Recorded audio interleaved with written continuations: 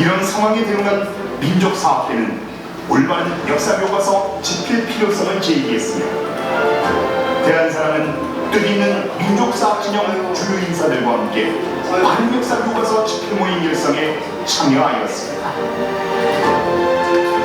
그 후 대한사랑과 유라시안 네트워크가 각기 소정의 금액을 출연하여 2016년 6월 26일 바른 역사 교과서 출판을 간행하였습니다. 미래로 가는 바른 역사 협의회의 결성. 바른 역사 교과서 집필 모임에서 민족 진영 빅텐트 결성에 대한 필요성을 공감하고 함께 노력한 결과 2016년 4월 28일 민족 진영 학자와 대표 8명이 모여 미래로 가는 바른 역사 협의회를 발족하였습니다. 곧이어 2016년 6월 26일 국회 의원회관 대강당에서 미래로 가는 바른 역사 협의회 발대식을 열었습니다. 이 미사열에 140여 개 역사문화운동단체가 가입함으로써 민족사학 진영의 빅텐트가 결성되었습니다. 형준이가 늘 그랬어요. 엄마, 저 사람이 예수님일 줄 몰라. 가장 보잘것없이. 대한사랑 청소년단 활동. 대한사랑 청소년단은 매년 전국의 중고등학생을 대상으로 역사 특강을 꾸준히 진행하고 있습니다. 뿐만 아니라 청소년 박람회 참가, 3.1절 광복절 등 국경일에 시민을 대상으로 하는 역사 캠페인 활동, 청소년 역사 독후감 대회 등 다양한 역사문화 운동을 전개하고 있습니다. 2019년 1월엔 대한민국 임시정부 수립 100주년을 맞아 예비대학생 50명과 함께 항일 독립운동 중심지인 중국 사매와 남경 지역을 탐방하러 돌아왔습니다. 군부대 수적 기준과 역사 특강 개최. 대한사랑은 사단법인 출범 초기부터 육해 공군 장병들에게 역사 인문학 의식을 함양하기 위해 사적을 기증하고 역사 특강을 개최하였습니다. 국내 시민 및 해외 동포 대상 역사 특강 개최. 대한사랑은 그동안 국내 35개 지부와 해외 16개 지부를 결성하고 각 지역에서 시민 대상 역사 특강을 실시했으며 2018년엔 미국과 유럽, 동남아시아 등 8개 국가에서 해외 동포를 대상으로 38차례에 걸쳐 역사 특강을 진행하였습니다. 세계 판단학회의 학술연구 활동 지원. 대한사랑은 세계 판단학회 및 기타 학술연구 활동을 지원함으로써 대한민국의 국통맥을 온전히 밝힌 유일한 사서인 한단무기 연구에 기여하고 있습니다. 한민족과 인류 원형문화의 정신 우주혁명환, 바로 한국, 배달, 조선에서 내려온 대한민국 9,000년 역사문화의 고갱이요 혼입니다. 우주혁명환의 정신은 국난을 극복하고 나라를 바로 세운 남가 정신입니다. 실로 우리나라의 국군인 이 정신이 배달과 단군조선, 북부역, 단군으로 이어지는 역사의 맥을 고동치게 해 오늘날 대한의 정신으로 부활하고 있습니다. 동북아 역사전쟁의 중심에서 9,000년 남가 정신의 부활과 21세기 통일문화를 선도하는 역사 방법 네, 지금부터 사단법인 대한사랑 군산지구가 주최하고 STV 상생방송이 원하는 경다 역사문화 특강을 시작하겠습니다. 저는 오늘 사회를 맡은 대한사랑 전국지회장 도라부입니다. 함께 해주신 여러분들 반갑습니다. 군산 시민들을 위한 독립운동사라는 주제로 강연해 주실 윤덕현 월간 대한사랑 취재국장님을 큰 박수로 모시겠습니다. 예, 다시 한번 인사드리겠습니다. 예, 월간 대한사랑 취재국장하고 있는 윤덕현입니다. 일제의 국권 침탈 과정입니다. 먼저 병인 양요부터 먼저 한번 시작을 해보겠습니다. 사실 이제 우리나라가 국권을 침탈당할 그때쯤 돼서 이제 이 제국주의가 이제 세상을 휘몰아치고 이제 우리나라도 거기에 이제 그러니까 포함이 되어버렸죠. 그래서 병인양요라는 게 이제 일어났는데 이 병인양요는 다름이 아니라 병인 박해를 명분으로 해서 프랑스가 일으킨 전투인데 그때 당시에 이제 프랑스 선교사가 9명이 사망했는데 이제 이를 구실 삼아가지고 그래서 조선에 어떤 문호를 개방을 하려고 했었죠. 하지만 당시에는 흥성대원군의 세국 정책이 아주 뿌리 깊게 박혀 있었기 때문에 프랑스와의 통상이 이루어지지 않았죠. 마찬가지로 방금 이제 프랑스가 먼저 시작했고요. 그 다음에 이제 미국인데요. 미국은 이제 제너럴 셔머너 사건이라고 해서 마찬가지로 미국은 이제 대동강을 가서 이제 수로 탐사를 한다는 핑계를 대면서 통상을 요구를 합니다.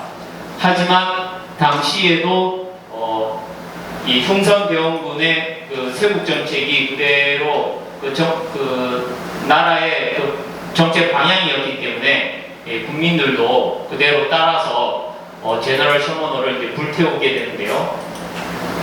이렇게 이제 제너럴 셔머너의 이제 책임을 이제 묻기 위해서 다시 이제 미국이 이제 심리 양요를 일으키죠. 이 보면은 일본도 그렇고 이제 각 나라별로 보면은 이런 식으로 해서 그러니까 시비를 걸고 거기에 그거를 가지고서 이제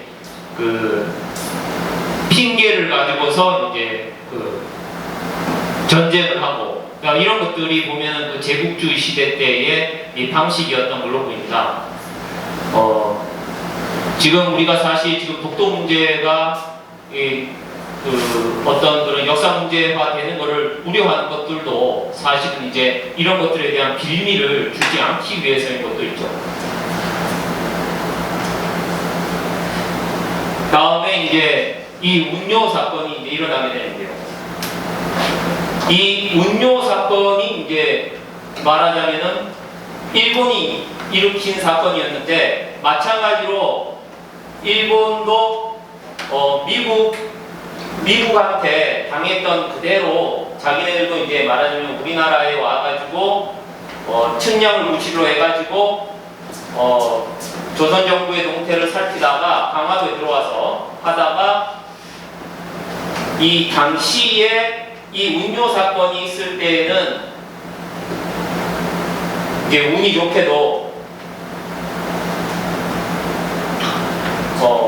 고정의 치세였기 때문에 세국 정책이 어느 정도 그 기운이 가셨을 때의 시기였습니다. 그래서 이제 우리가 잘 알고 있는 강화도 조약이라는 것들이 맺어지게 되는데요. 이제 강화도 조약은 우리가 이제 불평등 조약이라고 하지 않습니까? 그런데 과연 그러면은 강화도 조약은 어떤 불평등 조약이냐?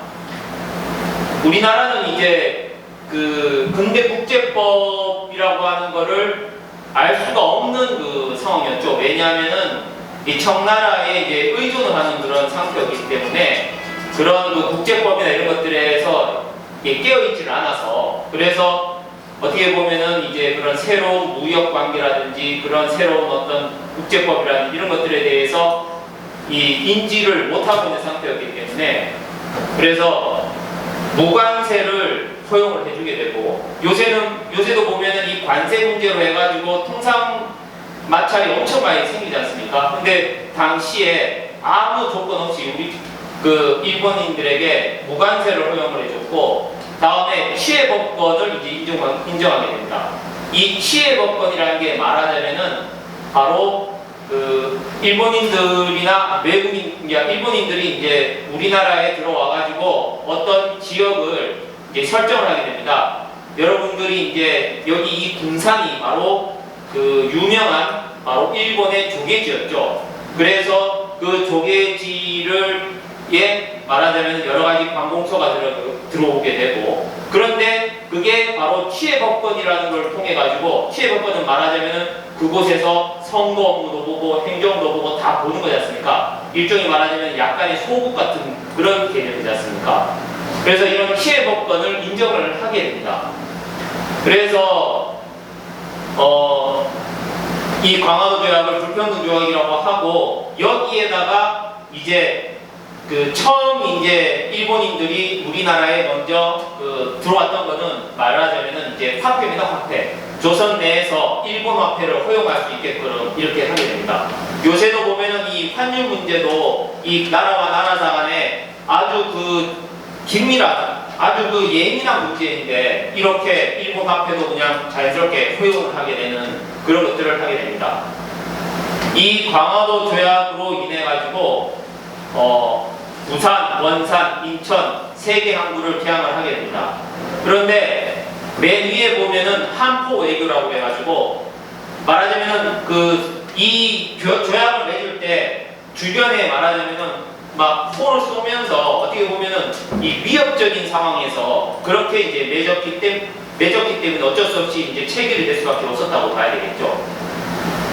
그러니까 일본과의 첫 조약이 바로 이러한 말하자면은 위협적이고, 그 다음에 이 불평등, 차별적인 어떤 조건에서 이 시작되었다.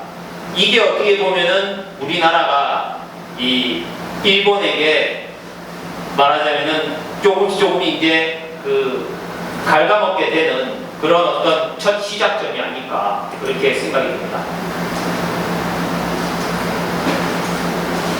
이 강화도 조약을 개항으로 해가지고 미국, 영국, 독일, 그 다음에 러시아, 이탈리아, 프랑스, 오스트리아, 벨기에, 덴마크까지 다 개발이 되게 됩니다.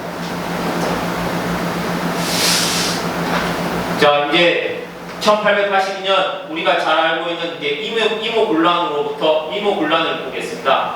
이 이모군란을 통해 가지고 부식 군인들이 이제 말하자면은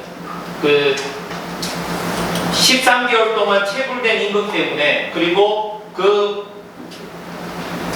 군량미를 이렇게 받는데 아주 저급 군량쌀, 그러니까 막 모래와 그 다음에 조가 섞여 있는 그런 쌀을 받고 난 다음에 이제 불만이 터져가지고, 그래서 이제 이 군란이 일어나게 되는데, 이때 바로 이 군란을 제압을 하기 위해서 청나라 500명과 일본 300명이라고 하는 군인들이 와서 이제 이 이모군란을 말하자면 막게 되는 거죠. 이 이모군란의 이제 사후 처리로 우리가 잘 알고 있는 제물포 조약을 이렇게 맺게 되는데요. 이 제물포 조약을 통해서 또다시 이제 일본은 또 요구를 하게 됩니다. 뭘 이제 요구를 하게 됐냐? 일본 공사관에 일본 경비병을 이제 주둔해달라. 그러니까 강화도 조약으로는 경제적으로 이제 침투를 했고, 그 다음에 이 제물포 조약을 통해 가지고는 경비병을 이제 주둔해달라고 이제 요청을 하게 되는 것이죠. 그리고 여기에 이제 일본인들의 첫 번째 이제 프로젝트가 이제 들어가게 됩니다. 바로 수신사를 파견해서 일본으로 말하자면은 초청을 하게 됩니다. 이때 누가 가느냐? 바로 우리가 잘 알고 있는 박영로, 김만식, 홍영식, 서광범, 민영기, 김옥균 등 15명이 오게 됩니다.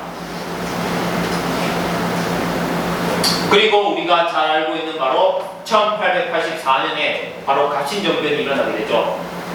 앞서 일본에 가가지고 일본 문화를 보고 거기에 대해서 자극을 받았고, 아니면 또 모종의 어떤 그런 협약이 있었는지는 모르겠지만, 이 김옥균, 박영효, 서재필, 서광범, 홍영식 등 개화파단들이 이제 개화 정권을 수립하려고 이제 쿠데타를 일으키게 되죠. 그래서 이제 3.1천하라고 하는데, 임시정부에서는 이 갑신정변을 갑신혁명당의 난 이렇게 이제 표현을 합니다. 그런데 잘 알다시피 그런데 이제 그 실패를 하게 되죠. 근데 그 실패를 하게 된 원인을 그 김옥균이 갑신일록이라고 하는 그 일기에 뭐라고 표현을 했냐면 바로 일본의 배신이 있었다 이렇게 이야기를 합니다. 그러니까 어떻게 보면은 이 갑신정변은 우리 역사에서 살펴볼 수 있는 뭐 일본인들이 우리를 많이 이렇게 속인 게 많지 않습니까? 그 중에서 가장 첫 번째 어떻게 보면 두드러지는 그런 거라고 볼 수가 있겠죠. 그러니까 일본인들을 믿고서 정변을 일으켰는데 결국에는 그 김옥균은 능지처참이 돼가지고 저기 뭐 포항 앞바다에도 뭐 왼팔이 잘려나가고 그다음에 목은 잘려가지고 그 저작거리에 놓이게 되고 이런 이제 모욕을 당하게 되는 것이죠. 일본인들의 배신으로 바로 갑신정변은 실패를 했다 이렇게 이제 이야기를 합니다. 예, 서강범, 서재필, 박영효, 김옥균 다들 내노라 하는 우리 그 대한민국 우리 한민족의 이 인재들이었죠. 조선의 인재들이었습니다. 이제 여기에서 뭐냐 그 갑신정변을 이제 개입을 추궁하면서 어떻게 보면은 조선이 일본인들에게 이제는 뭔가 그 우위를 점할 수 있는 그런 기회라고 생각을 해서 갑신정변 개입을 추궁을 하고 막 합니다. 하지만 이제 일본인들은 이제 적방하장으로 그 자기네들이 이 갑신정변에 의해 가지고 받은 피해를 보상해달라고 하고 그 다음에 자기네들 일본 공사관을 새로 건축해달라고 하면서 그러니까 그 제안을 하게 됩니다. 근데 이 한성 조약에서도 결국에는 일본 측의 무력적 위협에 의해 가지고 이 굴복을 하게 되고 그대로 이게 따라주게 됩니다.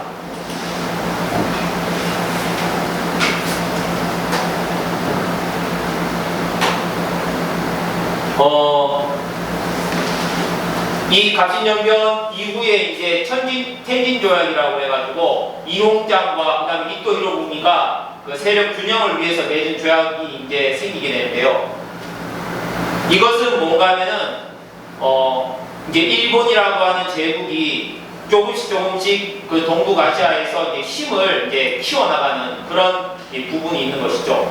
그래서 여기에서 이제 한반도 내 양국 교동부는 철수를 하는데 만약에 누군가가 출병을 할 경우에 조선에 출병할 경우에는 상호 통지를 한다라고 하는 그 조항을 걸어놓습니다. 그러니까 말하자면은 너도 빠지고 나도 빠지고 하되 만약에 거기에 일이 있으면 같이 오자 뭐 이렇게 이제 얘기를 하는 거죠.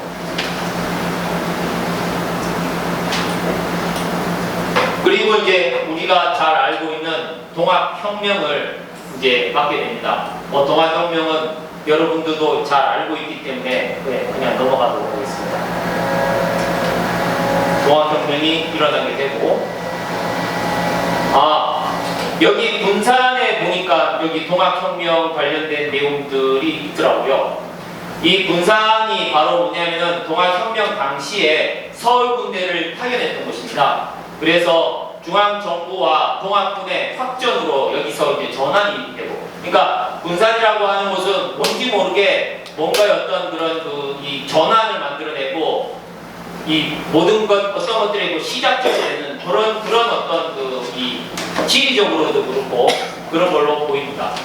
그리고 이제 옥부에서 이제 장경하라고 하는 대적주가 있었다고 합니다. 그러니까 여기도 아주 동학의 세가 아주 컸다라고 할 수가 있죠. 대적주가 있었으니까요. 그리고 허진이라고 해서 농민군 두령이 있었다고 합니다. 그리고 인피의 김관삼, 김혜룡, 그 다음에 군산신의 김학배, 여기에도 적주가 계셨고요. 그 다음에 문규선이라고 하는 분도 계셨다고 합니다. 군산에서도 이 동학에 관련된 내용을 한번 지금 현재까지는 50명 정도만 지금 파악이 됐다 하더라고요. 근데 좀 더 이렇게 연구를 하면 더 나올 수 있겠죠. 그리고 이제 우리가 사실은 이 이 동학혁명이나 아니면은 뭐 청일전쟁 때문에 이 부분을 조금 놓치고 있는데, 다름이 아니라 이 가보외란, 그러니까 일본이 이 그 동학혁명 당시에 바로 경복궁을 침범을 하게 됩니다. 경복궁을. 그러니까 말하자면은 그 왕궁을 어떻게 보면 이렇게 침범을 하게 되는 거죠. 이때 아주 그 친일 내각을 구성을 하게 됩니다. 그래서 국국기무처가 이제 설치가 되는데요.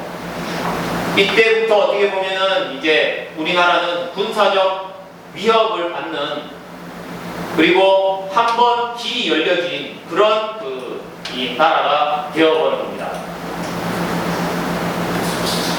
그 상황을 그림으로 묘사한 겁니다. 일본인들의 그림인데, 일본인들이 보면은 이런 그 세미라를 잘 그리죠. 이 우키요에라고 하던데, 이런 것들을 보면은 일본인들이 아주 치밀한 거가 느껴집니다. 그림 하나를 보더라도 그런 것가 느껴집니다. 그리고 우리가 잘 알고 있는 이제 청일전쟁이 이제 일어나게 되는데, 말하자면은 이제 청나라와 일본이 조선에 대한 종주권을 두고 이제 벌인 전쟁이고, 그 다음에 선전포고도 없이 청나라의 군을 기습 공격을 하게 됐죠. 풍도 해전을 나타낸 겁니다. 아산 풍도만이죠. 그래서 이 청일전쟁에 의해 가지고 이제 시모노세키 조약이 이제 맺어집니다. 이 시모노세키는 다름이 아니라 야마구치현, 즉 우리가 그 일본 역사를 근대화를 보면 메이지 유신에 대한 이야기를 많이 하는데, 그 메이지 유신에 그 두 개의 번이 있습니다. 두 개의 번이 이 메이지 유신의 아주 중심적인 그 번인데요. 그 중에서 이 야마구치현이 바로 우리가 잘 알고 있는 그 조슈번입니다. 조슈번. 여기에서 이토 히로부미도 나오고, 그 다음에 아리카토 야마토모도 나오고, 이런 아주 그런 중요한, 그러니까 그런 이 지역인데, 여기에서 청일전쟁의 강화회의가 이제 일어나게 됩니다. 그래서 여기서 이제 조선의 독립자주 체제로 훼손하는 조공의례를 폐지하면서 바로 이 조선과 청의 관계를 단절시키게 됩니다. 그러니까 지금까지 청에게 의지를 해왔었던 이 기류를 바로 이 시모노세키 조약을 통해 가지고 이제 끊어버리게 되는 것입니다. 그러니까 어떻게 보면은 이 조선의 뒷 배경을 말하자면 없애버렸다, 이렇게 볼 수가 있겠죠. 네, 그리고 이제 그 유명한 바로 그 명성황후 암살의 이제 사건이 일어나게 됩니다. 1895년 10월 8일인데요. 이 독립운동의 시점이 그 독립유공자 유족회라고 해서, 지금 저희 그 대한사랑의 그 상임고문으로 계시는 김삼열 회장님이 이제 운영하시는 그 독립유공자 유족회에서는 독립운동의 시작점을 어디로 보냐면 바로 이 명성황후 암살부터 시작하는 바로 을미의병에서부터 독립운동으로 이게 여기고 있습니다. 그래서 그 명성황후 암살이 갖는 의미가 있는데, 다름이 아니라 명성황후 암살은 바로 우리나라의 국무를 어떻게 보면 이렇게 죽였다고, 이렇게 살해를 했다고 볼 수가 있죠.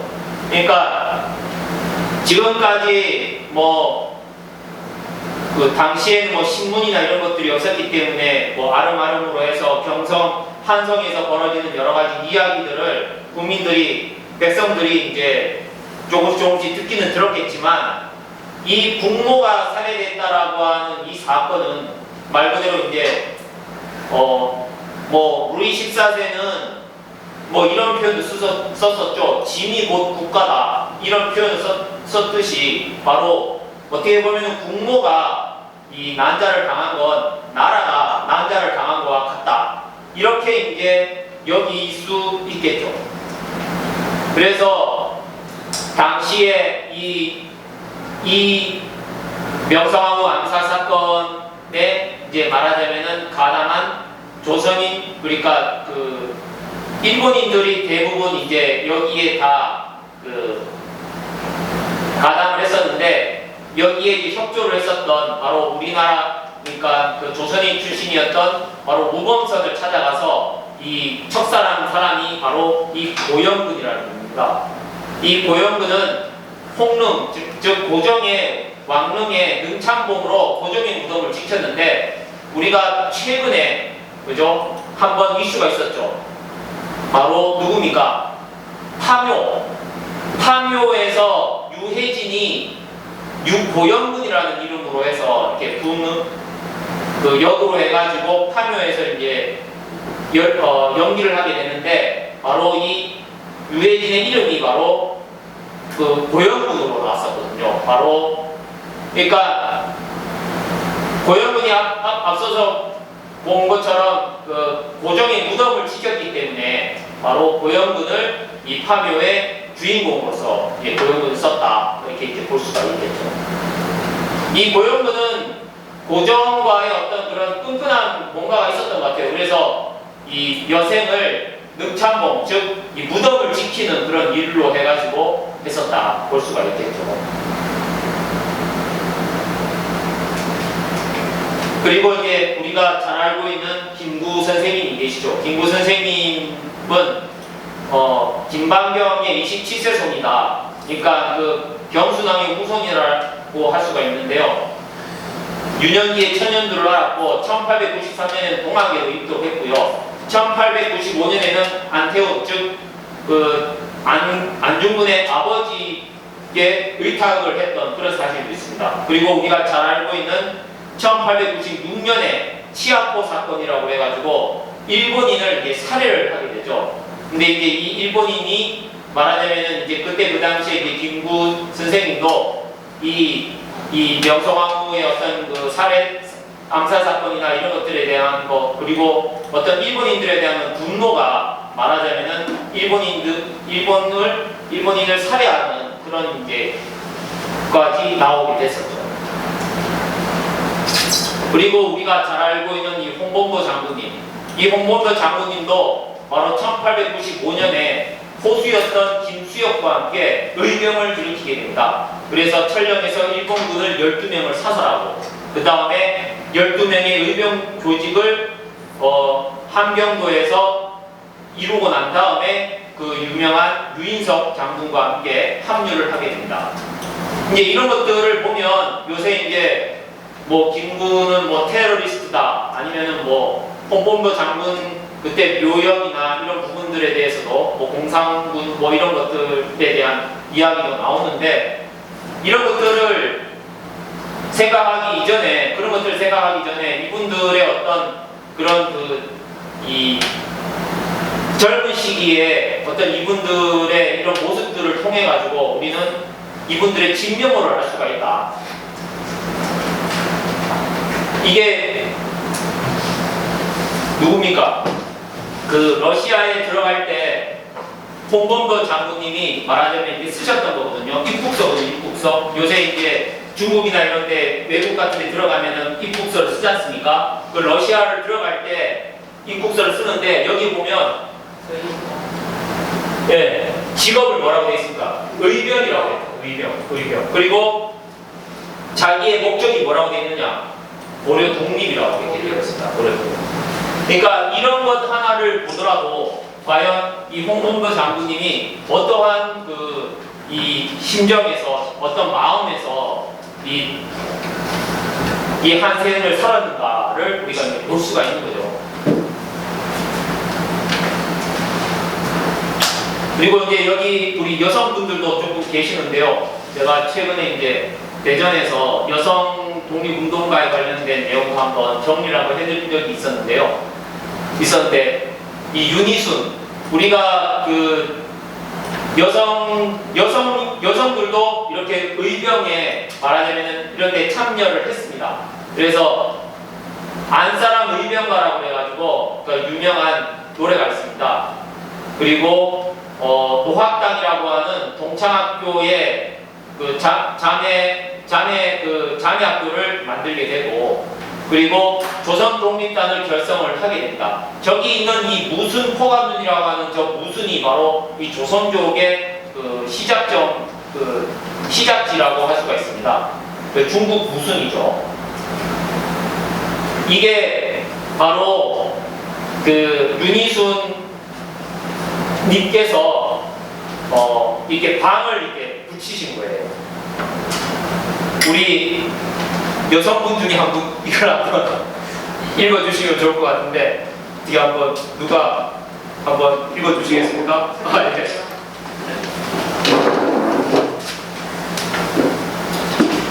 외노 대장 보거라.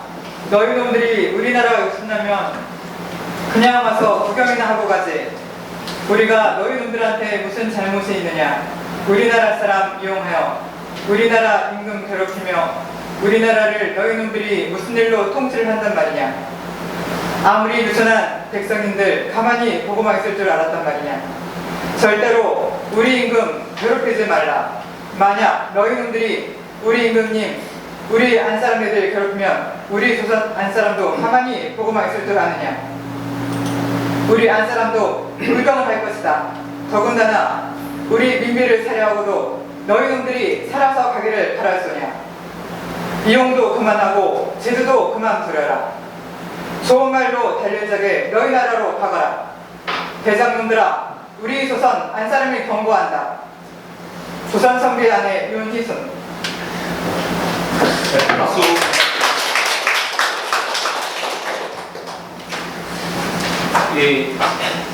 이걸 보시면 아시겠지만 그 기계가 그대로 느껴지죠. 이런 우리 윤희순 이분만 이런 마음을 갖고 있었을까? 바로 우리 그때 많은 안약들은 바로 이러한 심정들, 그리고 우리 백성들 모두는 바로 이러한 심정이 아주 가득하지 않았을까라고 생각됩니다. 최근에 있었던, 최근이 아니죠. 요 몇 해 전에 이제 유명했던 바로 미스터 션샤인 있죠? 네. 미스터 션샤인의 바로 이 고해신이 바로 이 윤희순 이 독립운동가분을 말하자면 모티브로 해서 이렇게 나온 분이었습니다. 그리고 이제 명성황후 암살 사건 이후에 어떻게 보면 이제 고종은 사실은 이제 뭔가 그런 어떤 여러 가지 변곡점이 좀 필요했겠죠. 그래서 우리가 흔히 얘기하는 아방 파천이라는 것을 이제 1년 동안 러시아 제국공사관으로 가서 정치를 하게 되는 게 됩니다. 그래서 친일내각에 벗어나서 운주권을 회복은 할 수 있었지만 러시아의 간섭이 이제 심해지게 됐고, 그 다음에 이제 이범기, 이완용 등의 이제 칠러 내각이 이제 조직이 되는 거죠. 그러니까 친일 내각에서 이제는 칠러 내각으로 이제 바뀌게 됩니다. 그리고 러시아 세력, 그러니까 청이 물러나고 난 다음에 이제 러시아 세력이 이제 다시 조선으로 오게 되는 거죠. 일본 입장에서는 또 다시 이제 러시아와 이제 대립각을 세우게 됩니다. 이렇게 해서 아주 당시에 아주 비밀리에 이루어졌겠죠. 일본인들의 눈을 피해서. 그래서 이제 이 베베르 고무라각서는 말 그대로 이제 러시아와 그 다음에 일본인 사이에 이제 이루어진 그런 내용인데요, 협정인데요. 여기에서는 뭐라고 되어 있느냐? 러시아와 이제 대등한 관계를 유지를 하면서 일본도 한반도에다 군대를 지킬 수 있는 그 권한을 이제 얻게 됩니다. 그러니까 말하자면은 이제 러시아에게도 어떻게 보면 이제 허가를 받게 되는 거죠. 군대를 지킬 수 있도록. 어떻게 보면은 이제 러시아의 눈치를 보는 입장이 됐죠. 러시아와 일본이.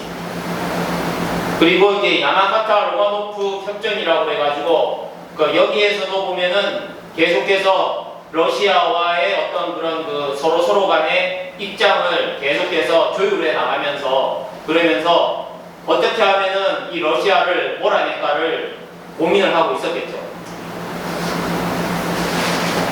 이제 그러다가 바로 이제 고종은 대한제국을 이제 선포를 하게 됩니다. 다음 달 10월 12일 날 보면 원구대제라고 그래가지고 항상 그 매년 그 10월 12일 날 있게 되는데요. 여기에 보면은 바로 이제 제국, 그러니까 조선이라고 하는 이름을 이제 버리고 대한제국, 대한이라고 하는 이제 이름이 나오게 됩니다. 근데 이제 많은 사람들이 여기 위에 있는 이 사만의 땅 할 때 이 사만을 과연 어디까지 어떤 사만으로 이제 생각을 하느냐라 얘기를 하는데요. 이제 당연히 사실은 이제 사만의 근거는 바로 그 당군 조선 시기에 이 사만 광경제가 될 수밖에 없겠죠. 왜냐면은 만약에 남사만에 있는 마한과 변한과 진한을 이야기를 하면 위에 있는 그 북쪽은 이게 해당이 안 되지 않습니까? 근데 대한제국의 영토는 바로 저기 압록강과 두만강을 거쳐가지고 있었거든요. 그렇기 때문에 이 고종이 이야기한 이 사만의 땅이라고 할 때 이 사만은 바로 그 당군 조선의 그때 그 당시에 그 사만 광명제 사만을 이야기를 할 수밖에 없다. 그렇게 얘기를 할 수가 있겠죠. 제가 2017년에 그때 그 고종 그때 120주년이었나요? 그때 고종이 이제 황제로서의 재위식을 하는 것을 재현한 모습입니다. 제가 여기 서울시청에 올라가가지고 서울시청 앞마당에서 했었거든요. 여기 보면은 이렇게 3단으로 이렇게 되어 있는 모습이 보이죠. 이 3단의 모습, 이 보면은 이 홍산문화에서 발견된 그 원형대나하고 좀 비슷한 그림이 이렇게 연상이 될 겁니다. 그리고 여기에 보면은 이제 그 황제로서의 그런 그 자기 어떤 권위를 세우는 그런 일을 하게 되죠. 그러니까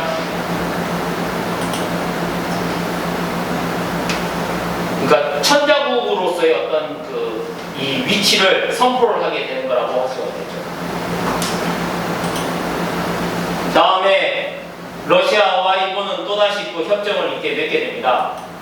뭐냐면은 대한제국 러일과 이제 대한제국이 일본 제국의 세력권에 속함을 인정을 했다.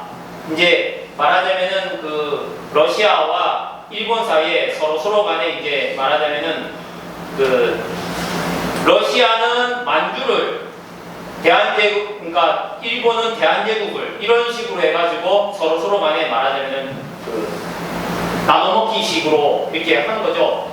이런 것들을 보면은 당시에 그 제국주의라는 게 주인은 어디 딴 데 가 있고 옆에 있는 힘으로 이해해가지고 서로 간에 이렇게 나라를 주거니 받거니 땅을 나눠먹는 걸 보면 이게 바로 제국주의의 진짜 모습이다. 그러니까 병폐라고 할 수가 있겠죠. 그런 어떤 그 상황을 이렇게 그림으로 보여준 겁니다. 우리나라를 중앙에 두고 왼쪽이 일본이고 오른쪽이 이제 러시아죠. 잠깐 이제 군산에 관련된 내용을 조금 살펴보면 군산은 그 1899년에 5월 1일 날 개항을 하게 됩니다. 그래서 아까도 말씀드렸다시피 조계지를 이제 설정을 하게 되고 외국인들에게 자치행정권을 이제 인정을 하게 됩니다. 그리고 거류지의 운영권의 대부분을 일본인이 차지를 했기 때문에 일본은 군산 일본 민회라고 하는 거류민단까지 이제 창설을 하게 됩니다. 그리고 이 조계 지역에 있었던 군산 지역 사람들이 모두 다 이주를 하게 되죠. 그래서 원래 이제 그 항구에 가까웠었던 중심 지역이었던 지역은 일본인들이 이제 점거를 하게 되고 이제 원래 군산에 있었던 분들은 다 군산 사람들은 다 이렇게 외곽으로 이렇게 빠지게 되는 그런 결과를 갖게 되는 거죠. 이게 그 조개도를 이렇게 그림으로 표시를 한 건데요. 여기 보면은 이사청이라고 되어 있는데 군산의 이사청은 두 군데에다가 지청이 있었습니다. 바로 공주와 전주에 지청이 있었어요. 근데 이런 이사청이 지청을 두 군데를 둔 데가 부산하고 그 다음에 그 한성 말고는 이 군산이 유일했거든요. 그만큼 이 군산은 그런 그 여러 가지 그때 그 당시에 위치가 엄청 이렇게 높았었고, 그리고 여기 이제 보면은 C라고 하는 부분이 여기 C라고 해가지고 표시가 되어 있는데요. 근데 천국인의 땅이라고 하지만 거의 보이지가 않고 러시아인 땅은 아예 보이질 않습니다. 그렇기 때문에 여기에 보면은 각국 조개다라고 하긴 하지만 실질적으로 어떻게 보면은 일본인들의 그 정관 거류지였다, 이렇게 얘기를 할 수가 있겠습니다.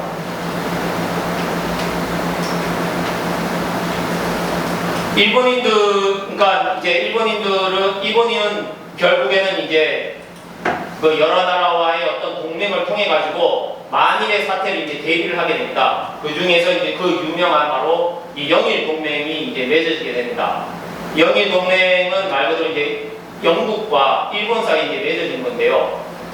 이제 당시에 이제 영국은 부동항이 필요했었고, 그래서 이제 여순이라고 하는 부동항이 필요했었거든요. 그래서 일본과 이제 말하자면은 그 협약을 통해 가지고 서로 간에 뭐냐면 이익을 이제 인정을 해주는 그런 이 동맹을 맺게 됩니다.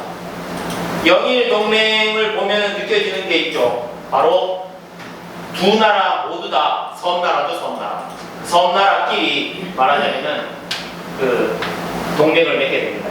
그래서 영국과 일본은 조금 비슷한 부분이 좀 많은 것 같아요.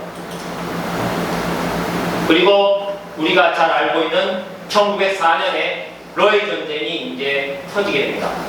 이 러일 전쟁은 바로 이 러시아와 일본 간의 협상을 했는데, 일본은 만주에서 러시아의 주도권을 인정해주고 한반도에서 일본의 주도권을 요구를 했습니다. 하지만 러시아는 이때 어떻게 보면은 그 처음으로 이 분할이 나온 것 같아요. 한반도를 39도선의 경계로 해서 북쪽은 러시아, 남쪽은 일본으로 하는 분할 통치안을 제안했습니다. 하지만 일본이 이것을 거부를 하면서 일본은 이제 전쟁을 선택을 하게 된 거죠. 이 우리나라가 이렇게 남북이 이렇게 분단이 되는 이 어떤 이 상황, 이 그림은 이게 사실은 그때 이제 38도선이 이렇게 그어지기 이전부터 나라별로 해가지고 이미 이렇게 논의가 됐었다라는 거를 이런 내용을 통해서 우리가 좀 확인을 할 수가 있을 것 같습니다.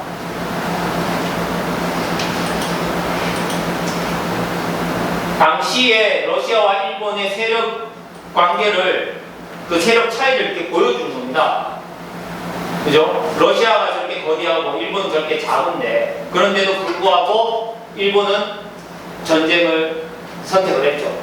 그리고 일본이 바로 전쟁에서 발틱 함대를 무너뜨리고, 뭐 여러분들이 이제 얘기 듣다시피 그 가미가제라고 하는 신풍이 불어가지고 동남풍이 불어가지고 그 이 발틱 함대를 말하자면은 무기력하게 만들고, 그리고 당시에 제독이었던 제독이 헤이하이치로인가요? 도고 헤이하이치로 제독이 꿈에서 바로 이 발틱 함대가 넘어오는 장면을 보고 뭐 이런 식으로 해가지고 여하튼 일본이 이기게 됩니다.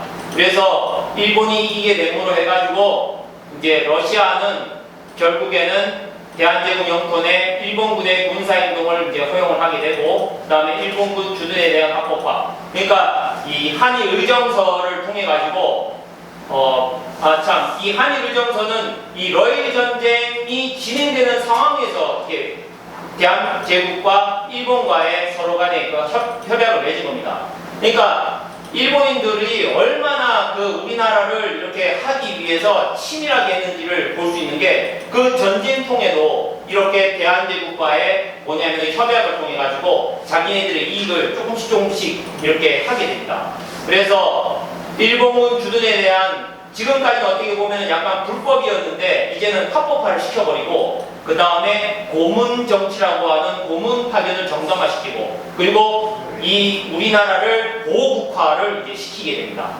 그런데 1965년 6월 22일 날 대한민국과 이제 일본이 만나서 이제 서로 이제 그 회담을 하게 됐죠. 정상회담 하는데 거기에서 한일 기본 조약에서 이 한일 의정서를 포함해 가지고 대한제국과 일본 제국 간에 맺은 모든 조약이 무효라는 것을 확인을 했습니다. 그때 그 당시에.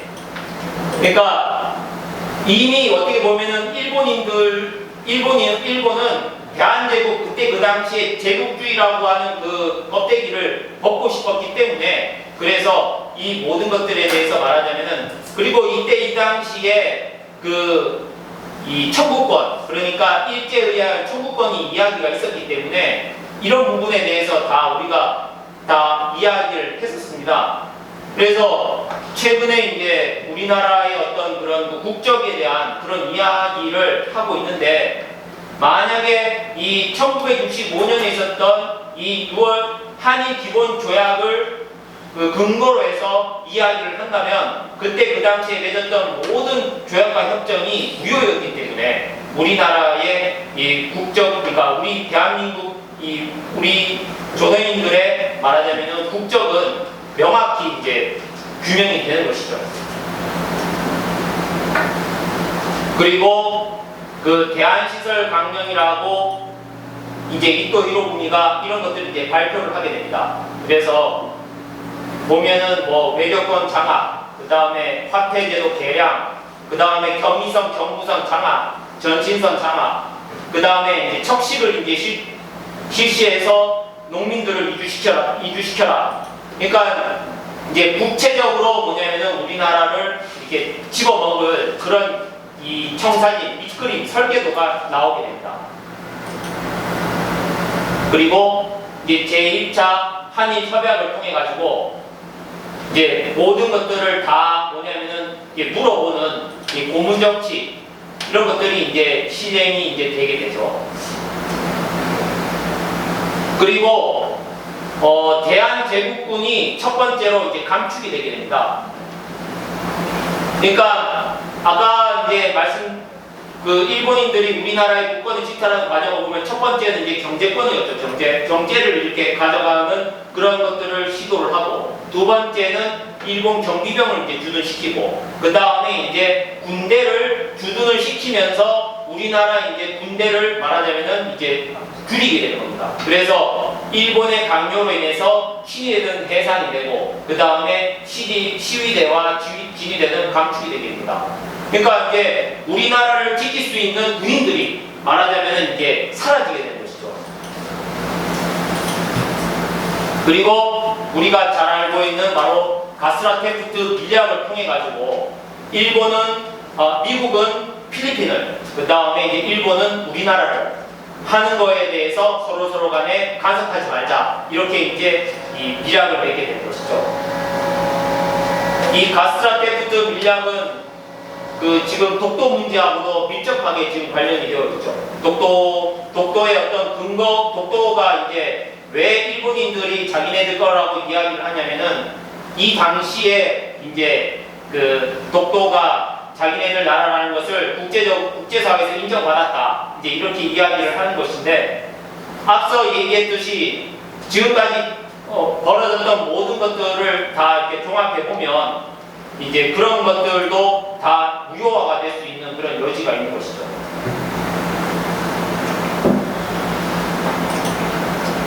그 다음에 이제 제2차 영일 동맹을 맺게 되고요.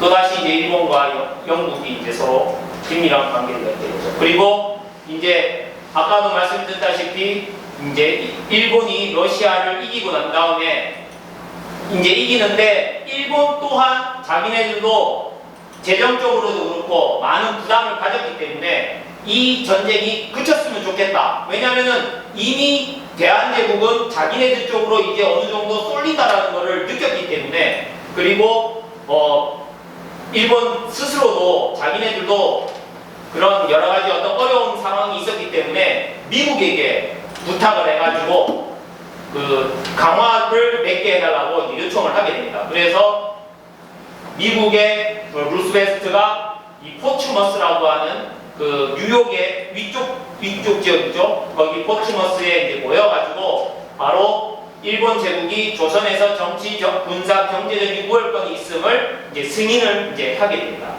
그래서 이제 러시아 또한 뭐냐면은 이 한반도 땅에서 이제 밀어내게 되는 것이죠. 그리고 이제 마침내 일본인들은 이제 발톱을 이제 드러내죠. 뭐냐? 이제 외교권을 박탈을 하게 됩니다. 외교권이라고 하는 거는 어떻게 보면은 이때 이 당시에 국권을 거의 잃어버렸다고도 할 수가 있죠. 외교권이라는 것은 그 나라를 대표를 해가지고 말하자면 그 나라의 어떤 이익을 통해 가지고 이야기를 하는 것인데, 이때 외교권을 잃어버렸으니까 어떻게 보면 이때 완전히 그 모든 어떤 그 대한제국의 실권 자체가 사라졌다고 할 수가 있을 수 있을 것 같습니다.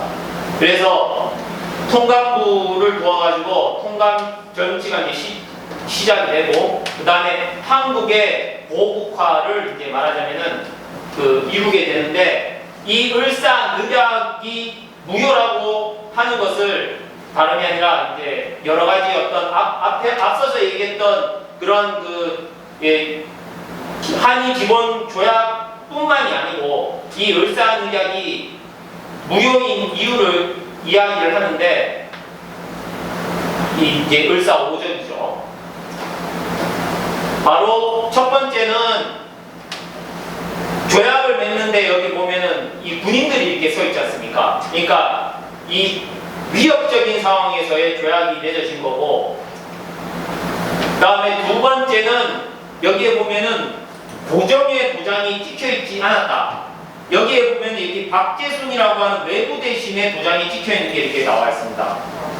그리고 그 일제가 이 조약이 아주 기습적으로 해야 되는 거였기 때문에 조약명이 없었다. 이제 이런 것들을 통해 가지고 이 우리가 조약을 을사늑약이다 이렇게 표현을 하는 거고, 어떻게 보면은 실질적으로 이 대한제국과 일본이 맺은 조약이 아니라 바로 대한민국과 대한제국 내 친일파가 이루어진 그런 조약이다 이렇게 얘기를 할 수가 있겠죠. 그러니까 외무 대신하고 이루어진, 한 명의 대신하고 이루어진 조약이다 이렇게 얘기할 수가 있겠습니다. 그리고 잘 알다시피 고종은 이 을사늑약이 무효라는 것을 말하자면은 이야기를 하기 위해서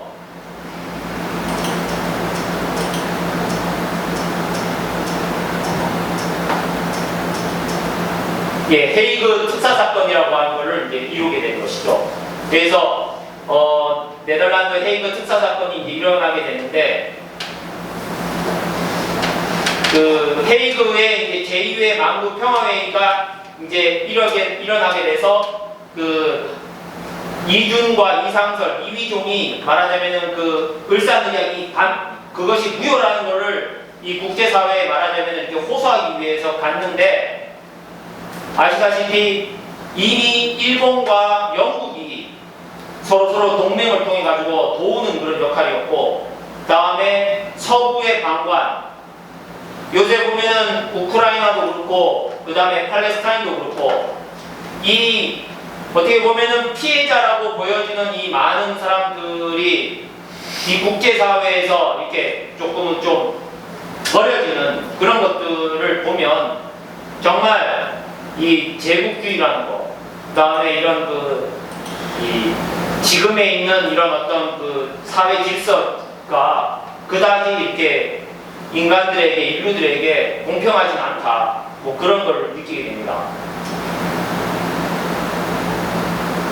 여기에 보면 재미있는 게 있습니다.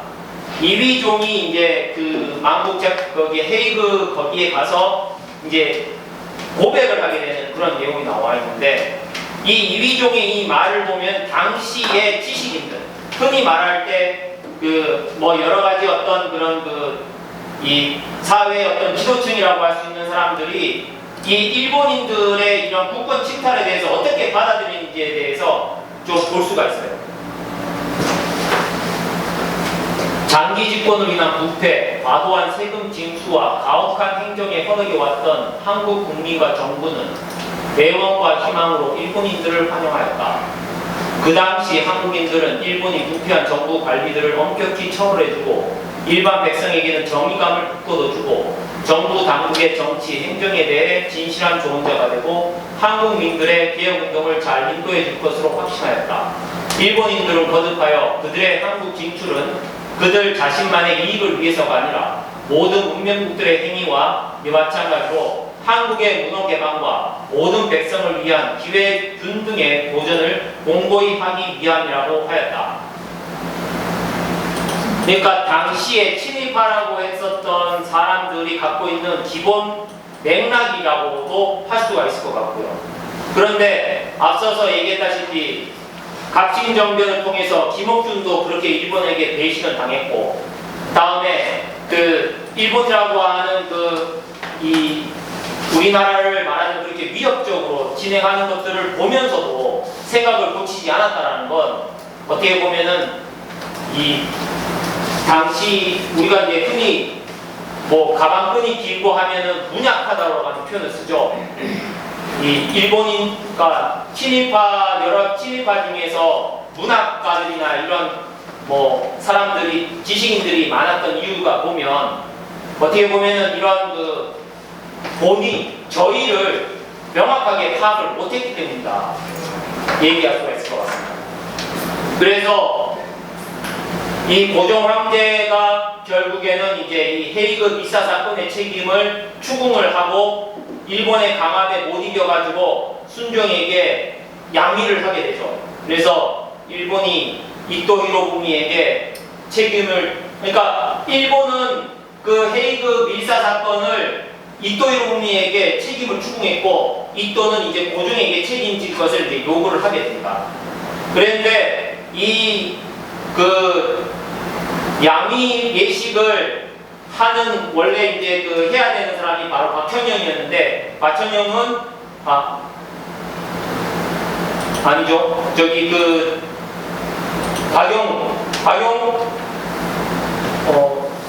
다른 사람이었는데 이완용이 양위 예식을 이제 치르게 됩니다.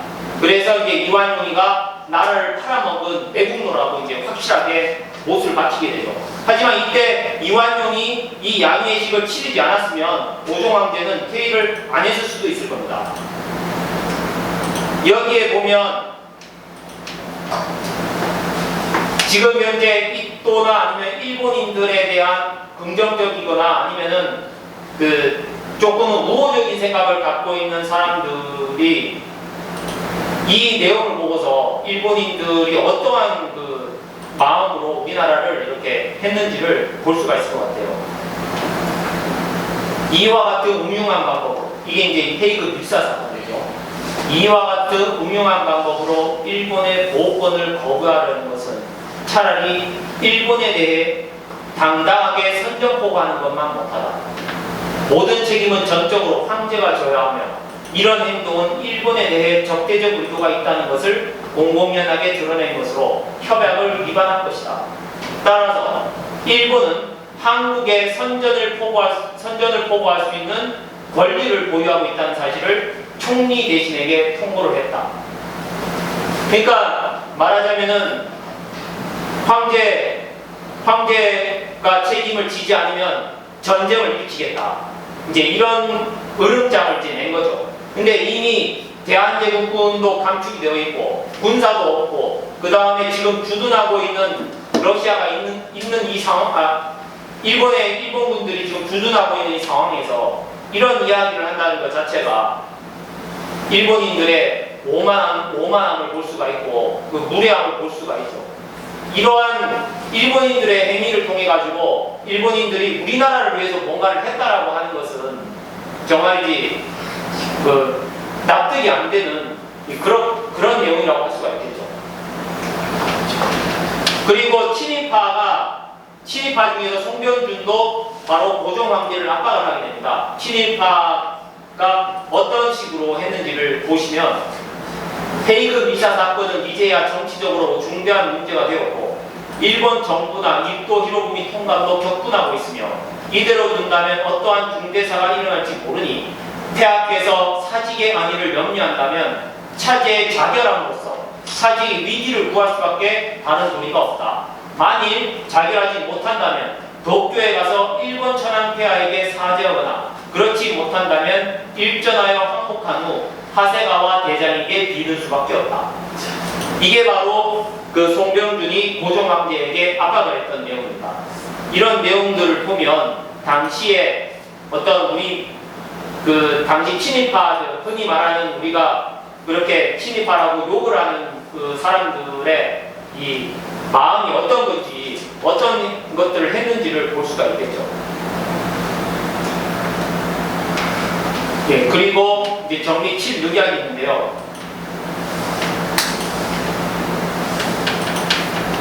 지금 시간 어떻게 되죠? 4시 9분입니다. 아, 그래. 그러면은 앞에 가서 넘어갔던 것들을 좀 다시 한번 보겠습니다. 을사늑약이 이루어지고 난 다음에 바로 누굽니까? 바로 민영환이 이제 수국을 하게 되죠. 여기 우리 지금 한번 슬프다. 국가의 치욕과 인여의 욕됨이 이에 이르렀으니 우리 인민은 장차 생존 경쟁 속에 모두 멸망하게 되었다. 한번 죽음으로써 황혼에 보답하고 우리 2천만 동포에게 사죄한다. 우리 동포 형제들은 더욱더 분발하고 힘을 써서 그대들의 뜻과 기계를 굳건히하여 학문에 힘쓰고 마음으로 단결하고 힘을 합쳐서 우리의 자유 독립을 회복한다면 죽은 자가 마땅히 땅속에서 기뻐 웃을 것이다. 슬프다. 그러나 조금도 실망하지 마라. 당시 이제 민영환은 잘 알다시피 그 민씨 세력의 어떤 그런 그 중심에도 있었고 어떻게 보면 이게 나라의 녹을 받는 관리였었죠. 그러니까 그 관리로서 녹을 받은 사람으로서 어떻게 보면은 동포에게 이제 사죄를 하는 그런 마음을 표현을 한 거죠. 이 민영환의 이런 그 충절이 그러니까 이 죽음으로 말하자면은 그런 의지를 보여준 것이죠. 그러니까 일본인들 그러니까 사죄를 하지만 나의 이 죽음을 통해 가지고 붕괴를 일으켜서 그래서 나를 되찾기를 원하는 그 마음을 볼 수가 있죠.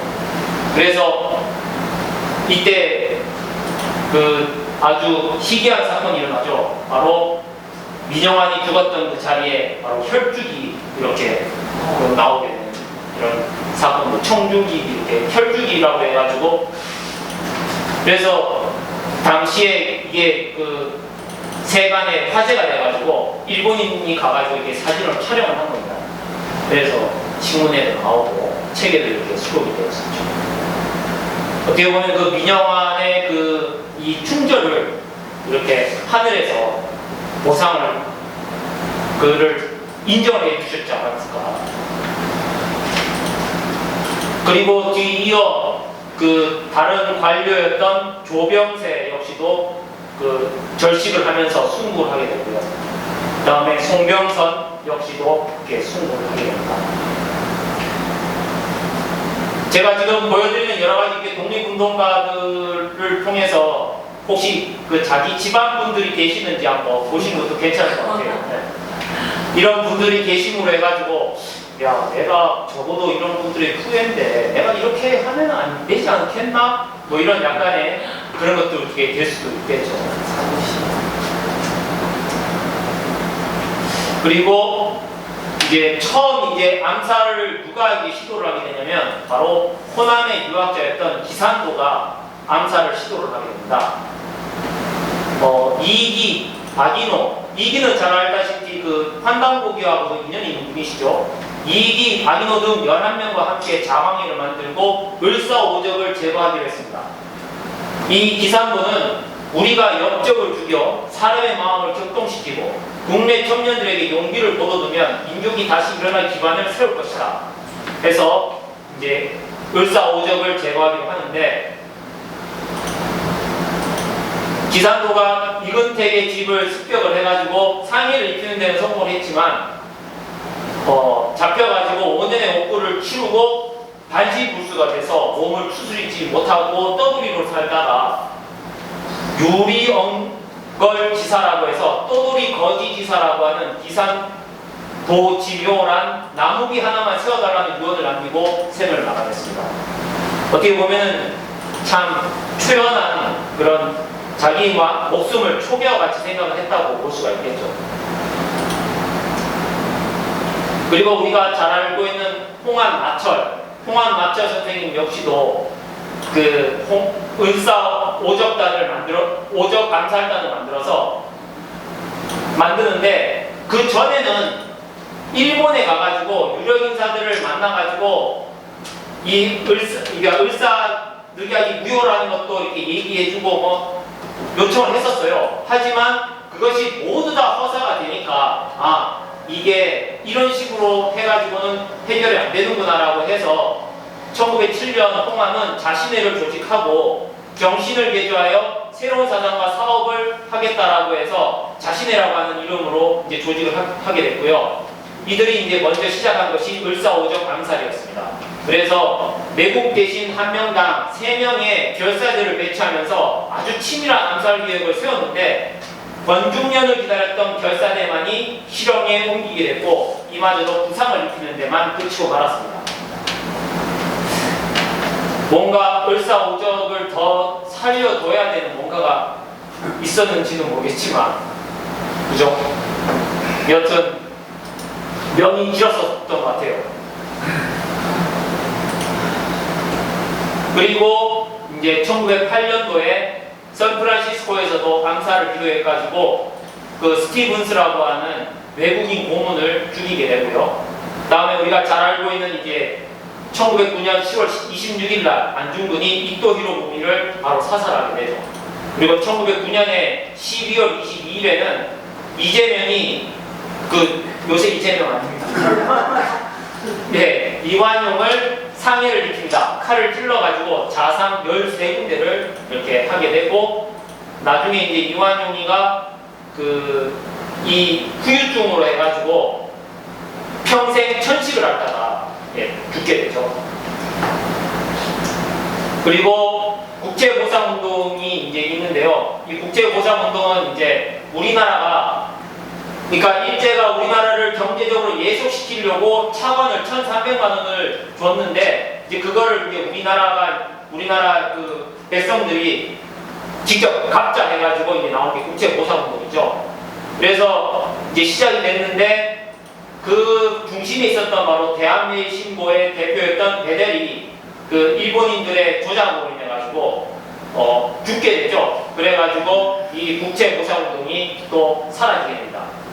이런 것들을 보면은 뭐 뒤에 뭐 물산 장려운동도 있고 이런 것들을 보면 요새 뭐 우리나라의 어떤 그런 그 경제적으로 윤택하기 위해서 일본인들이 뭐 근대화를 시켰다 뭐 그렇게 얘기를 하는데, 만약에 그럴 의도가 있었으면 이런 운동 자체가 있지를 않았겠죠.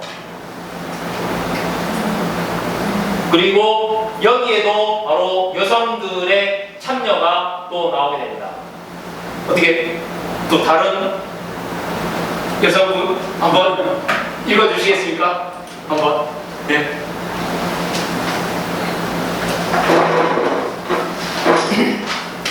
여성들의 참여. 삼가 우리 부인 동포에게 알린다. 우리가 여자의 몸으로 규문에 머물러 삼종지읒 외에 간섭할 일이 없으나 나라 위하는 마음과 백성된 도리에 어찌 남녀가 다르니, 듣자 하니 국채를 갚으려고 2천만 동포들이 석 달간 금연하고 대전을 구치한다. 하오니 좋기 사람으로 감독케 할 일이요 진정 아름다움이라. 그러하오나 부인은 논하지 말라니, 물은 여자는 나라 백성이 아니며 화육 중일물이 아니리요. 본인들은 여자의 소처로 몸에 지니고 있는 것은 다만 폐물 등속이라. 태산이 흙덩이를 사용치 아니하고 하해가 가는 물을 가리지 아니하기를 적음으로 큰 것을 도우나니 뜻있는 부인 동포들은 많고 적음을 불구하고 혈심에 의하와 국체를 다 갖게 하는 것이 천만 행심이라.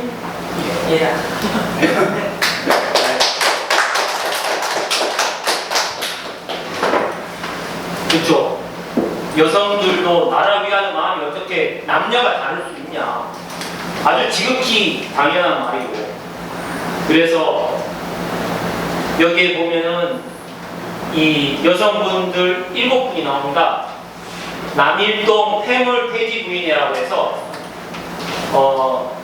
7명의 이 여성분들이 앞서 있는 이런 그 대한매의 신고에다가 자기 이름을 넣고 이런 글을 통해 가지고 뭐냐면 독려를 하게 되는 이런 일을 하게 됩니다.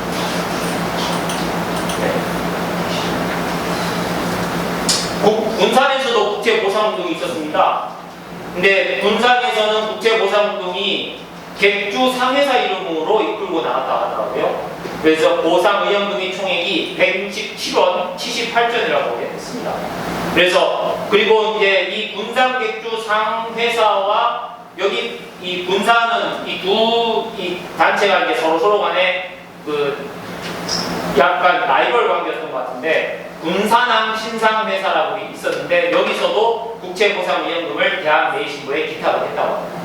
그래서 두 단체가 통화가 분리를 거듭하다가 호상관협회, 전주지역하고 합쳐가지고 호상관협회를 창립을 하게 했는데 여기서 이제 뭐 교육개혁 운동도 하고 여러 가지 운동을 했었는데 뭐 당연히 이제 일제의 어떤 그런 통제에 의해 가지고 당연히 이렇게 운동이 사그라지게 된 것이죠. 단체 활동이 흩어지게 됐습니다.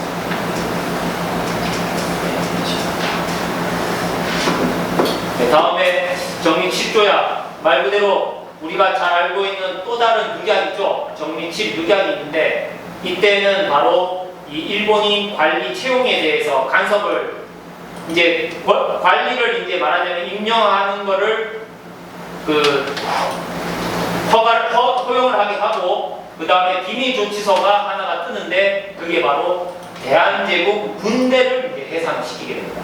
그러니까 이제 대한제국의 힘 자체를 이제 없애버리는 것이죠.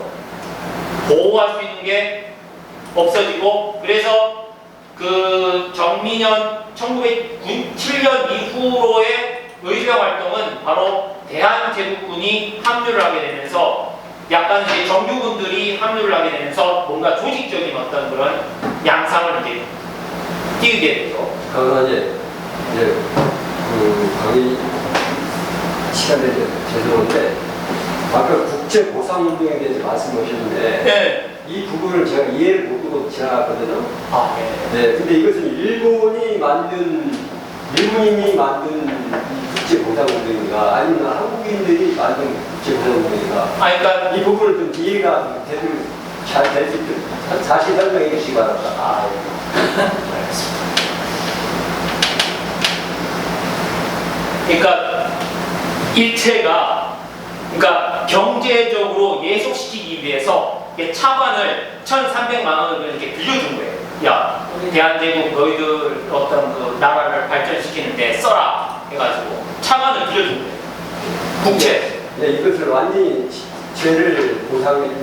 국채를 빌려준 그 사건이 때가 완전히 그 조선을 먹고 난 뒤에 저걸 빌려준 거 아닙니까? 이때 그 언제 빌려준 겁니까? 국채보상운동이 1907년에 있었거든요. 그러면 그 전에 빌려준 거로 봐요. 그 빌려준 돈으로 뭐 했습니까? 한국에서 조선에서.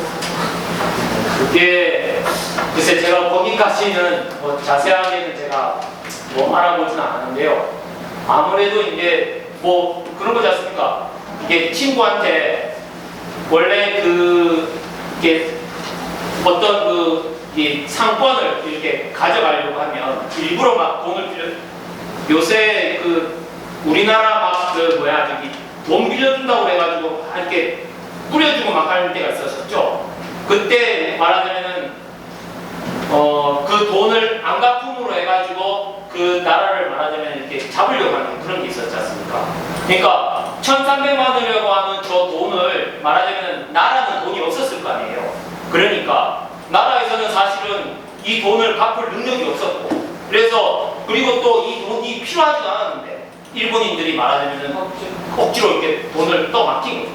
그런데 1,300만 원을 국채를 빌려줘가지고 그 조선이 흥했으니까 망했잖아요. 결국은 망했는데 그 국채를 보상 운동을 펼침으로써 국권이 회복된 건 아니잖아요. 그렇다고 보면은 국제 보상 운동은 이 어떤 그 밑바닥에 있는 친일적인 작자들이 만들어 놓은 어떤 쇼가 아닌가. 거기에 쇼에 우리 국민은 놀아나지 않느냐. 군부채도 팔고 이런 것들이 맞닿았다고 생각이 들면서 그거에 대해서 어떻게 생각하십니까?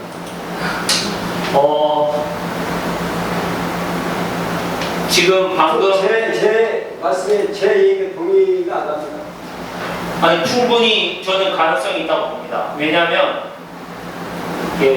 제가 이 역사를 여러분들한테 오늘도 이 수많은 내용을 학자와 같은 그런 자세로 해가지고 나름대로는 진위를 어느 정도는 구별을 해가지고 참을 알려드리려고 준비를 했죠. 당연히. 그런데 제가 그 취직하는 어떤 자료나 이런 것들에 대한 한계를 저는 인정을 할 수밖에 없거든요. 왜냐하면 지금 현재 그런 숨겨져 있는 그런 음모가 어디까지 미쳐 있는지를 저 스스로도 사실은 모릅니다. 그러니까 그걸 가늠을 할 수가 없어요. 그러니까 저도 지금 제가 여러 가지 것들을 새로운 정보를 받아들이면서도 남 얘기만 듣고서 이렇게 할 수는 없어요, 사실. 근데 이런 어떤 고정관념들을 깨나가는 것이 어떻게 보면은 그 역사 공부의 첫걸음이다. 저는 그렇게 생각합니다. 그리고 제가 이제 오늘도 이제 그런 말씀을 드리려고 하는데, 과연 우리가 현재에 있는 이 역사 전쟁에서 과연 가져야 되는 어떤 정확한 그 포인트를 사실은 얘기를 하려고 하거든요. 어떻게 답이 좀 되셨을까요? 네, 알겠습니다. 근데 국제 보상 운동 자체가 저게 잘못된 줄 알면서 국민들한테 호응할 수 있는 그러한 어떤 홍보로 하는 그 신문사나 저기 앞서서 나오는 경상도 대구에 있는 화랑도 김영은 이 아내들이 어떤 앞잡이가 돼가지고 그런 펼쳤다는 자체가 친인적인 어떤 성격이 짙지 않느냐는 생각이 들면서 말씀드린 거예요. 예. 제가 좀 국제보상운동은 사실 제가 많이 이렇게 자료를 조사는 못했어요. 단지 그냥 베델과 양기탁이 말하자면 구속을 당함으로 해가지고 그게 이제 사라졌다라는 그 내용만 확인을 했는데, 일단은 제가 나중에 이 내용을 좀 더 소명하게 밝혀서 알려드릴 수 있도록 하겠습니다. 정황상 그렇게 될 수가 없잖아요. 왜냐하면 지금 중국이 아프리카나 이런 데도 자원을 제공해가지고 그 나라가 경제가 그걸 갖지 못하면 그 아프리카 그 나라는 중국 경제의 예속이거든요. 그러니까 이제 그런 상황을 가는데 거기에 그 국제보상운동이 일본 쪽에 유리하게 그쪽으로 이렇게 됐다는 건 상상이 안 나죠. 저도 우리 IMF 때 근무 일행사 마냥 그걸 시간이 틀리죠. 상황을 찾아야되는데 이것도 어떤 국민들의 이렇게 폭발적인 근데 저런 의도가 그때는 국권이 없기 때문에 저런 사업을 해봐야 필요 없었다는 얘기가 필요가 없고 이러자 제가 차관을 받아서 아니 나중에 한번 질문. 알겠습니다. 그런 생각이 드네요. 좋습니다. 예, 기류각서 뭐 1909년 7월 12일 날 이제 대한제국의 사법권과 감옥 사무까지 다 가져옵니다. 그래서 일제는 거의 이제 뭐 국권을 제외해서는 모든 정치적 권력을 강탈했죠. 그리고 이때 남한 태포벌 작전이라 해서 의병을 이제 소탕을 하게 됩니다. 이때 많은 이제 의병들이 만주로 이제 이동을 하게 됩니다.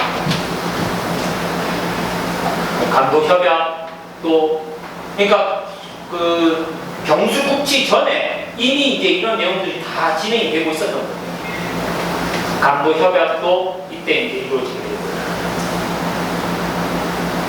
이제 한일 약정 각서라고 해가지고 이제 경찰권까지 이 박탈을 하게 되는 거죠. 일본이 대행하게. 그리고 우리가 잘 알고 있는 바로 1909년 8월 29일 날 이제 한일이 병탄이 되는 거죠. 대한제국을 국호를 조선이라고 바꾸고 그 다음에 한일 병합에 대한 조서를 공표를 하게 됩니다. 근데 앞서 얘기했었던 한일 기본 조약뿐만이 아니고 2010년에 또다시 그 한일 강제 병탄 100주년을 기념해서 한국의 지식인과 일본의 지식인들이 모여가지고 기자회견을 각각 서울과 도쿄에서 이렇게 하게 됩니다. 그래서 한일 병합은 원천 무효다. 그러니까 이때의 이제 지식인들이라고 하면은 약간 양식적인 뭐 그런 지식인들일 수가 있겠죠. 그래서 그러니까 적어도 그 정부는 인정을 하지 않더라도 그나마 양심적이고 지식을 갖고 있는 일부는 한일 병합이 객관적으로 보더라도 원천 무효라는 것을 서로가 이제 확인을 했다는 게 의미가 있다고 할 수가 있겠죠.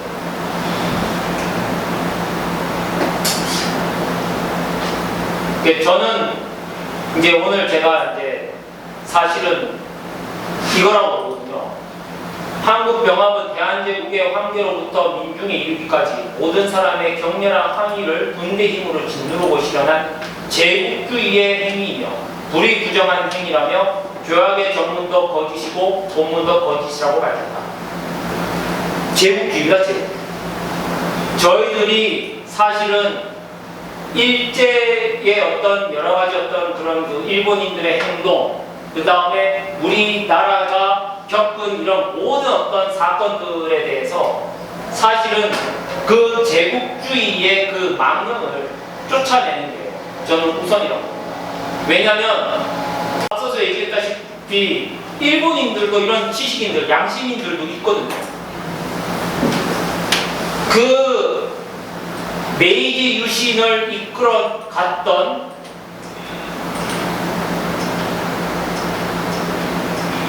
바로 넘어가게 됩니다.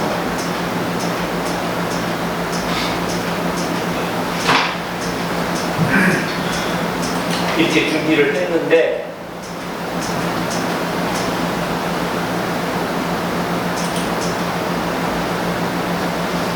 정황이죠, 정황. 그러니까 사실은 여기가 군산이 바로 신라 백강이죠, 백강. 금강 하부 부분이었습니까? 백제와 외국의 연합군과 그 다음에 나당 연합군이 벌인 전투에서 그러니까 백제 부흥군이 이때 싸운 거였거든요. 그러니까 어떻게 보면은 백제 최후의 그 싸움이었는데 이때 나당 연합군이 승리를 하게 되고 이 백강에서 유민들이 다 대거 백제 유민들이 외로우게 위주를 하게 되죠. 그래서 이제 당시 지금 우리가 이제 사실은 이 역사 문제의 이슈로 지금 떠오르고 있는 일본 서기, 이 일본 서기의 이 책을 보면 재미있는 표현이 나옵니다. 바로 백제를 원조라고 표현을 하고 일본을 동조라고 이렇게 표현을 해요. 이거를 그 최태영 박사님이 그러니까 일본어를 아는 사람들이 드물 거 아닙니까? 그래서 일본어를 통해 그러니까 일본 서기를 쭉 보니까 이 표현이 나오는 거예요. 그래서 이 일본 서기는 말하자면은 백제인들의 어떤 그런 원한, 이 원한이 담겨져 있는 그런 것이, 왜냐하면 일본서기가 재미있는 게 백제이가 많단 말이에요. 엄청. 그래서 백제인들이 그 어떤 그런 그 한이 바로 그 일본서기를 위해서 투영이 됐고, 거기에 그 잘 알고 있는 바로 신공왕후의 사만정범설이 거기 있죠. 일본서기. 그 일본서기의 그 사만정범설을 말하자면은 이 요시다 슈인이라고 하는 조슈건, 아까 얘기했었던 그 조슈건 야마구치현에 있는 그 요시다 슈인이 바로 그 사만정범설을 통해 가지고 정한론을 꿈꾸게 되는데, 이도 역시 뭐라고 되어 있냐? 러시아나 미국 같은 강국과는 신의를 동독직해 우호관계를 맺고 쉽게 손에 넣을 수 있는 조선과 만주, 중국은 영토를 점령해 강국과의 교역에서 이룬 것을 약자의 착취로 메운 것이 상책이다. 바로 제국주의. 그러니까 일본인들도 제국주의의 피해자이면서 제국주의의 가해자예요. 그러니까 뭐냐면, 이게 우리가 사회동포주의로 본다면 사실은 이 제국주의의 망령에 나라가 다 놀아나고 있었고, 그 제국주의는 과연 그럼 어디서부터 출발하느냐, 그거는 제가 좀 더 알아보고 싶은 부분이 있습니다. 그래서 뭐 쭉 제가 이렇게 말씀을 드렸는데요. 과거를 다르게 알고 나라의 현주소를 깨달아서 그래서 미래를 살펴보는 것이 바로 우리가 해야 될 일이다, 그렇게 생각을 하고요. 이 역사 문제에 대해서 사실은 적이 없다고, 적이 있으면 안 된다고 봐요. 왜냐하면은 우리는 모두 다가 하나가 되어야 되는데, 그 하나가 되려면은 이 독소를 빼내야 된다고 생각을 하고, 저는 그 독소가 바로 제국주의다, 이렇게 이제 생각을 하고, 그 제국주의의 망령을 걷어내는 것이 역사 광속의 지름길이다, 이렇게 생각을 하게 됩니다.